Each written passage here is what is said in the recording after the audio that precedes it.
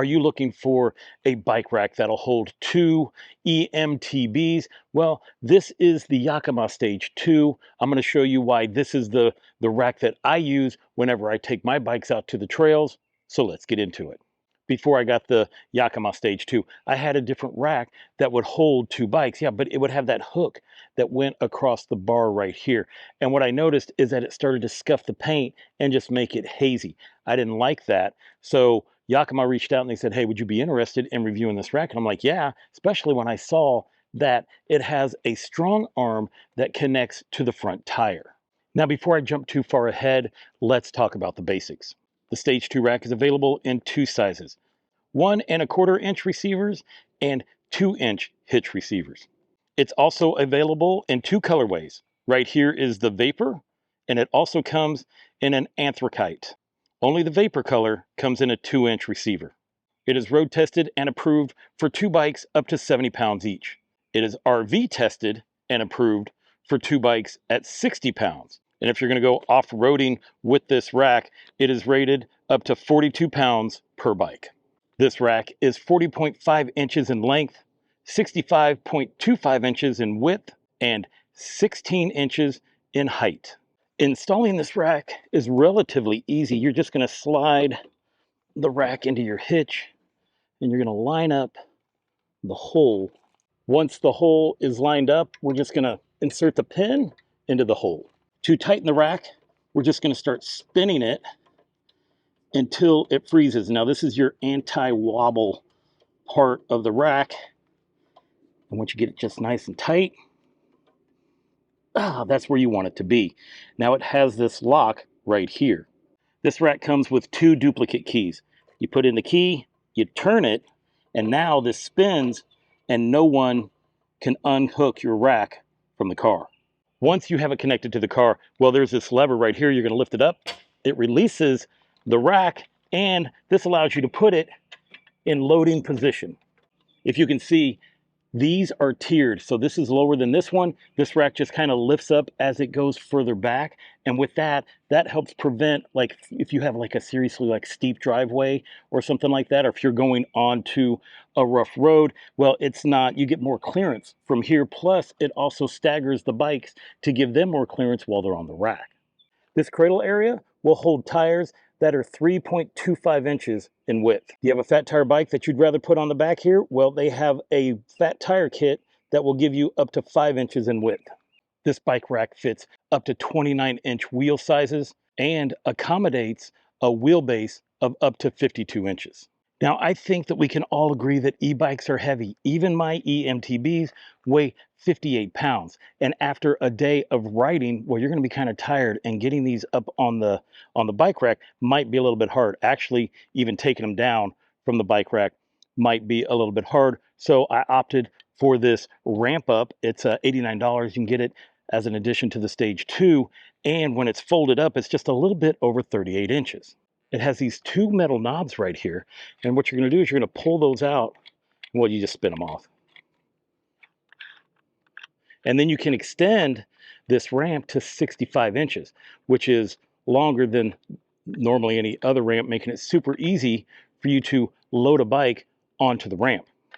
Now, when you expand this out, this is where the knobs used to be. Now I just moved it down to here. Expanding out this ramp, we're going to put the metal knobs back on it, and then we're ready to attach it to the bike ramp. The end of this ramp has these 2 tabs right here. You're just going to slide the tabs into the end and slide it right there. So you have your cradle for your front tire, and this is where we're just going to roll it on up. The ramp is 4 inches wide in between here. That way you can put up to your fat tire 4-inch bikes. You can just roll them up through there. It also has 1-inch high sidewalls that are pretty vertical to keep those tires from wanting to come off the ramp while you're pulling it up. It also has a nice rubber edge right here to ensure that you don't damage your tires. When you have the ramp, it is super easy to go ahead and roll your bike right onto it. You put your front wheel in the cradle, and then you're gonna bring down the arm. This back tire holder slides back and forth, so we're just gonna lift that up and put it right where we need to. Then we're gonna use the plastic strap and connect it in.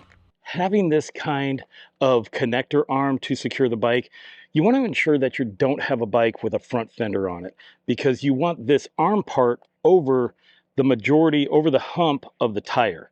You want it on the back side of it, about an inch from the fork. A nice feature about the rack is that you can lock your bike to the bike rack with the same key that you used to lock the bike rack to your car.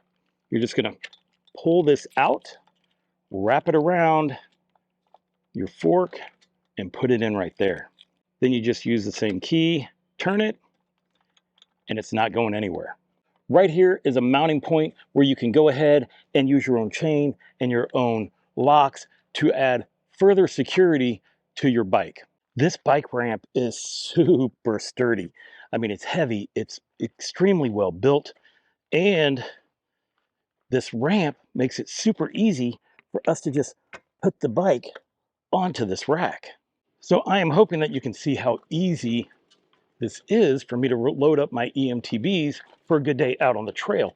And it holds more than just, these type of bikes. It'll hold normal bikes.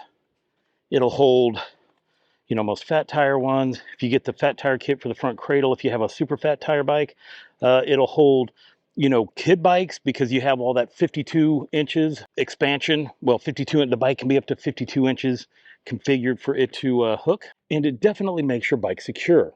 I can park my car in any store and go in and know that my bikes will be here when I get back out.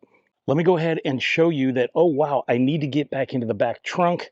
Well, this rack will tilt back so that you can do that.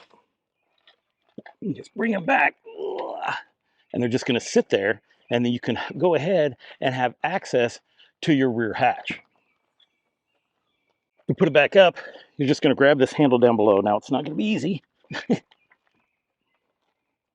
And you just click it back in.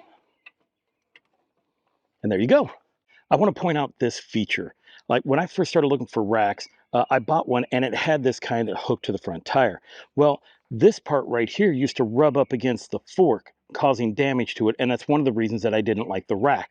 Well, Yakima figured it out and they gave it more of an arch, which means this leg right here is farther away from your fork, preventing it from getting damaged.